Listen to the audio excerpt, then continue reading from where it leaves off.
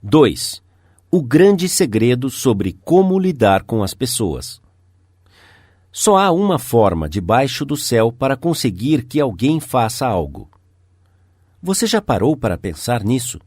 Sim, apenas uma forma. E isso é fazer a outra pessoa querer fazer isso.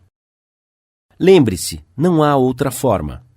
É claro, você pode fazer alguém te dar o seu relógio apontando uma arma em suas costas. Você pode fazer os seus funcionários cooperarem, até você virar as costas, ameaçando-os com a demissão. Você pode fazer uma criança te obedecer com uma cinta ou uma ameaça. Mas esses métodos cruéis têm repercussões profundamente indesejadas. A única forma de eu conseguir com que você faça algo é dando a você o que você quer. O que é que você quer?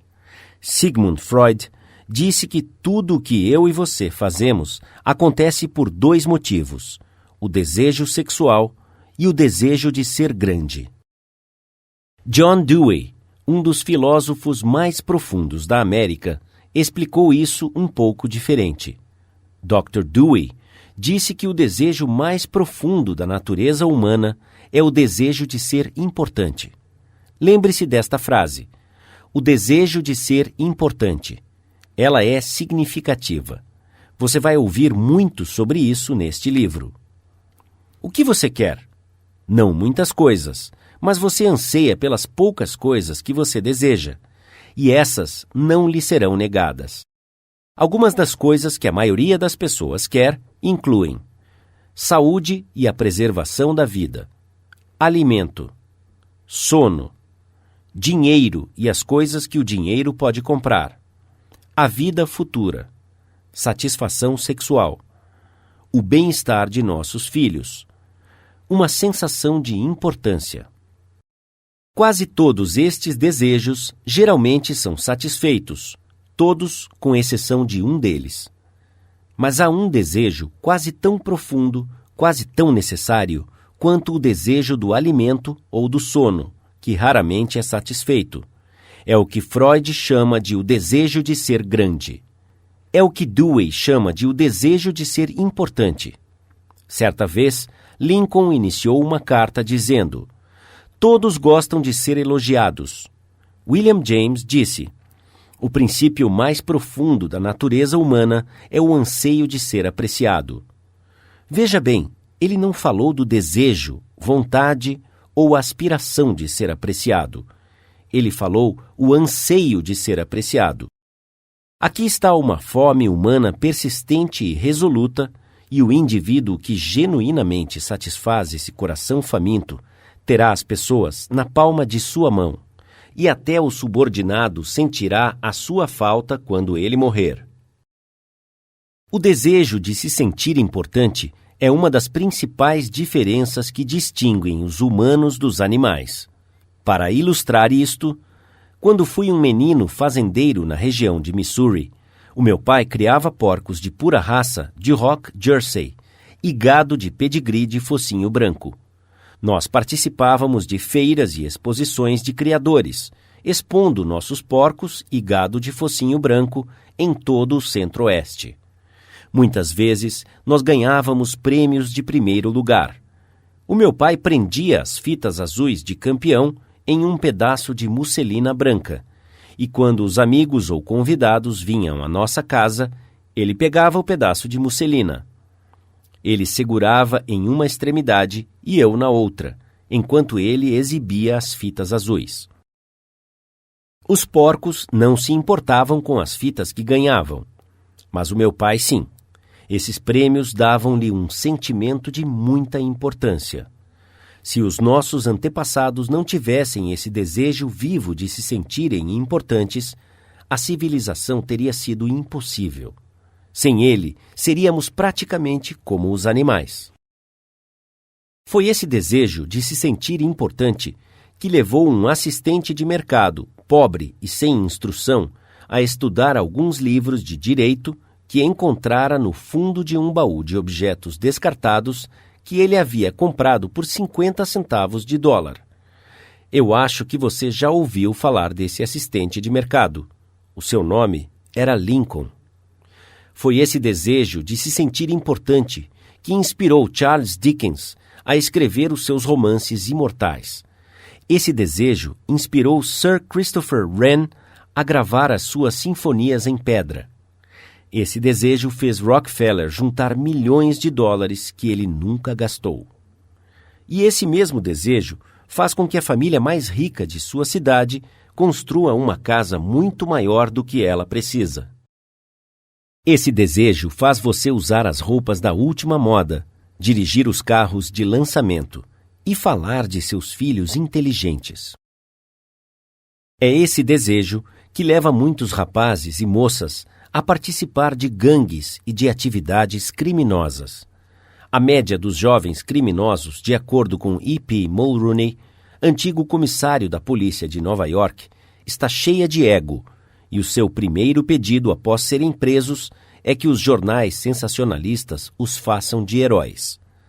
A sensação desagradável de cumprir a sentença na prisão parece remota, contanto que possam sentir-se orgulhosos do fato de que estão aparecendo no espaço ao lado de fotos de desportistas famosos, astros de cinema, artistas de televisão e políticos. Se você me contar o que faz você se sentir importante, eu te direi quem você é. Isso é o que determina o seu caráter. Essa é a coisa mais significativa sobre você.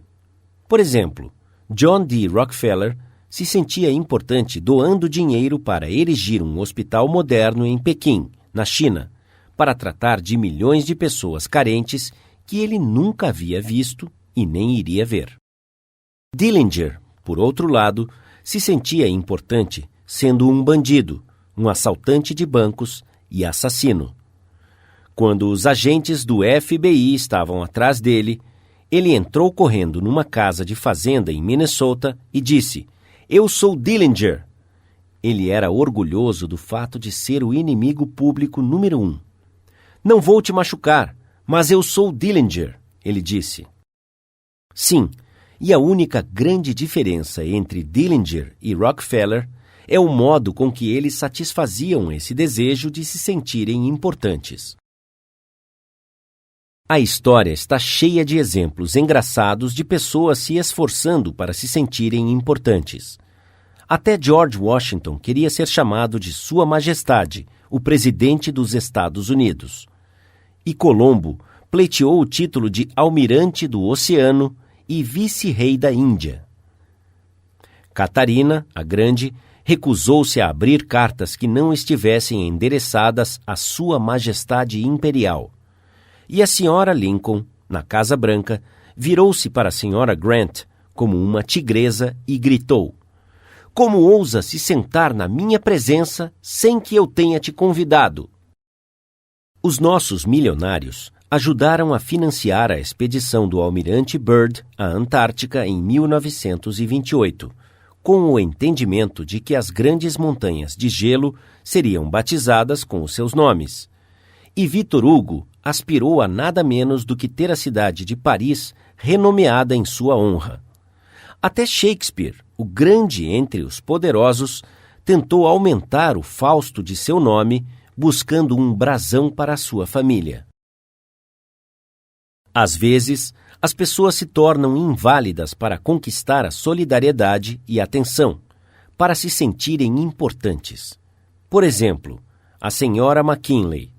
Ela se sentia importante quando ela forçava o seu marido, o presidente dos Estados Unidos, a negligenciar assuntos importantes do Estado, enquanto ele deitava na cama ao seu lado, abraçando-a e ninando-a para dormir.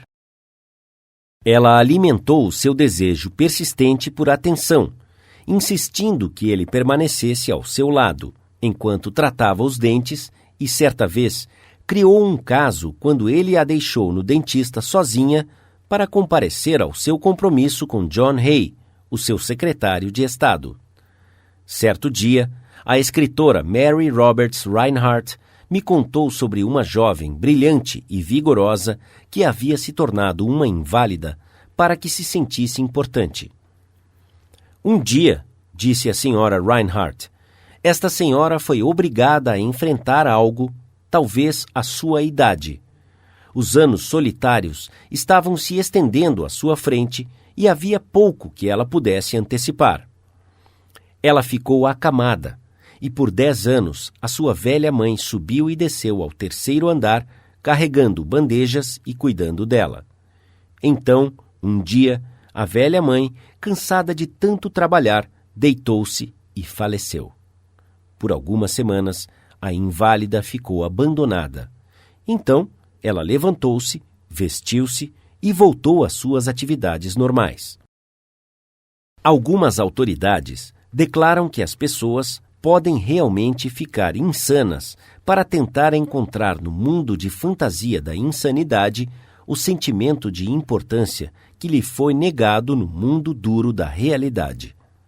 Há mais pacientes sofrendo de doenças mentais nos Estados Unidos do que todas as outras doenças combinadas. Qual é a causa dessa insanidade? Ninguém pode responder a pergunta tão abrangente, mas sabemos que certas doenças, como sífilis, atacam e destroem as células do cérebro e resultam na insanidade. De fato, cerca de metade de todas as doenças mentais podem ser atribuídas a causas físicas, como lesões cerebrais, álcool, toxinas e acidentes.